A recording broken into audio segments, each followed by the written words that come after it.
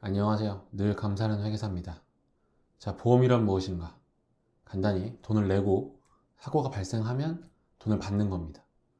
즉 인생을 해치하는 것이죠. 늘 좋은 일들만 있고 인생이 순탄하다면야 보험이라는 게 존재하지 않을 겁니다. 근데 갑자기 무슨 일이 생길지 아무도 모르니까 그것을 미리 대비하는 것이다. 흔히 말하는 내가 이럴까봐 보험 들어놨지. 그 보험을 말합니다. 그렇다면 어떤 구조로 돌아가는가?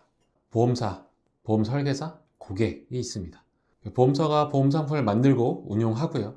그리고 설계사가 영업을 하며 고객이 보험을 가입합니다. 보험의 이미지가 왜 이렇게 안 좋은 것인가? 고객은 우리 자신이니까 보험사와 설계사 입장에서 살펴보겠습니다. 첫 번째, 보험사의 입장입니다. 보험사는 말 그대로 회사죠. 회사는 뭐다? 이익단체다. 그래서 늘 이익을 극대화하고자 하는 유인이 있습니다. 자, 그럼 보험사의 이익을 극대화하려면 어떻게 될까요? 첫 번째, 영업사는 많을수록 좋죠. 변액을 제외한 생명, 손해보험 시험 난이도는 운전면허보다 살짝 어려운 정도라고 보면 될 것 같습니다. 어느 정도 지식이 있긴 했지만 저도 하루 공부해서 합격을 했으니까요. 굉장히 쉬운 편인 거죠. 두 번째, 보험 설계사에게 보상을 많이 지급한다. 유인이 있어야 되죠. 영업 중 가장 힘든 분야가 자동차, 제약, 보험 3개입니다. 내 친구가 나한테 보험을 권했어. 어떤 느낌이 드시나요? 이 정도로 보험 영업은 어렵습니다. 따라서 이런 것을 전부 감수할 정도의 유인을 줘야 됩니다. 어차피 보험 가입액의 일정 퍼센트를 보상으로 주는 개념이라 보험사 입장에서는 고객이 보험 가입만 하면 이득이거든요. 보상 지급을 아낄 이유가 없습니다. 세 번째, 설계사들에게 압박을 준다. 자, 영업사원들 늘렸고 이제 보상도 많이 줘. 계약을 따오도록 압박을 해야죠. 랭킹으로 줄 세우기를 하거나 정착지원금을 주고 성과가 안 좋으면 반환하도록 한다거나 여러 가지 방법으로 다양하게 실적 압박을 합니다. 어찌 보면 당연한 겁니다. 회사고 또 이익을 추구하기 때문에 당연히 본인 이익이 가장 극대화되는 방법을 사용할 수밖에 없죠.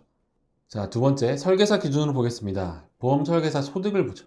보험 설계사 10명 중 1명은 억대 연봉을 벌고 있습니다. 대단한 겁니다. 그 어려운 영업을 꾸준히 이 정도를 번다는 거는 엄청난 거고요. 같은 지점 안에서도 한 달에 20만 원 못 버는 사람들도 있지만 3천만 원 이상 벌어 가시는 분들도 있고 매우 양극화된 시장이죠. 정말 능력주의이기 때문에 여러 가지 노력을 하게 됩니다. 인스타 등을 자주 보시는 게 이제 이런 느낌이죠.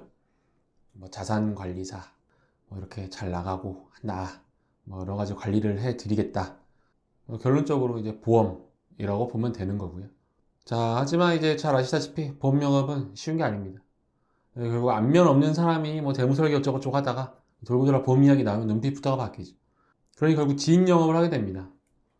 압박은 계속 들어오고 보험 가입은 시켜야 되는데 안면 없는 사람들은 굉장히 싸늘하고 그래서 친구, 가족, 친인척 다 나오는 거죠. 동창이 오랜만에 연락 오는 경우가 두 가지라고 하잖아요. 첫 번째, 나 결혼한다. 두 번째, 혹시 보험 가입할래?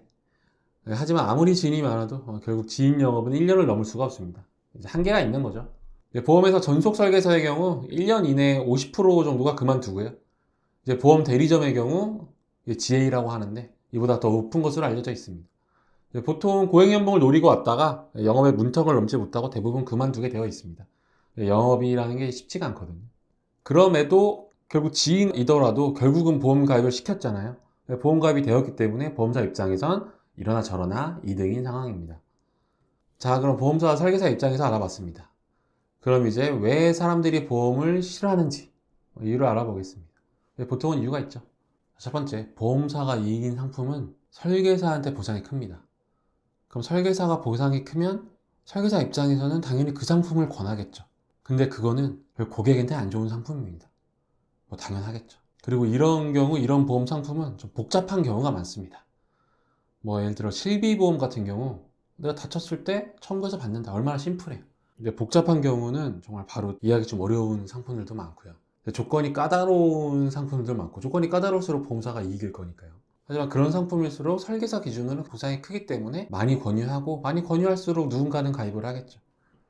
자, 두 번째, 사고가 발생을 해서 돈을 이제 타야 되는데 설계사가 연락을 안 받아요. 이게 앞서 말했듯이 1년 이내에 거의 50% 넘게 그만둔다고 했잖아요. 아니면 이직을 한다거나 전화를 해보니까 연락을 안 받아. 그래서 그 명함에 있는 그 보험 대리점을 전화해보니까 보험 대리점도 없어졌어. 그러니까 자기 보험이 케어가 안 되는 거죠. 그럼 이제 당했다, 사기당했다, 이게 되는 겁니다.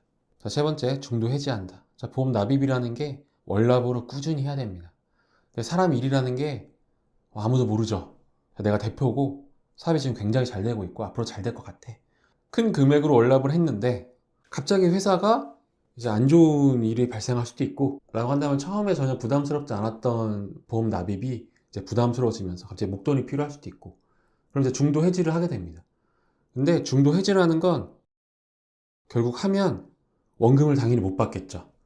그럼 큰 손해를 보기 때문에 그럼 또 이제 당했구나, 사기다가 되는 거고요. 자, 네 번째, 사고가 발생하지 않으면 무조건 손해인 구조다. 이제 보험이기 때문에 생각했었던 사고가 발생하지 않으면 손해일 수밖에 없죠. 그리고 그 돈을 투자라던가 하는 게 훨씬 이득일 테니까. 하지만 그 사고라는 게 발생할지 안 할지 아무도 모르잖아요. 발생하지 않으면 좋은 일인 거죠.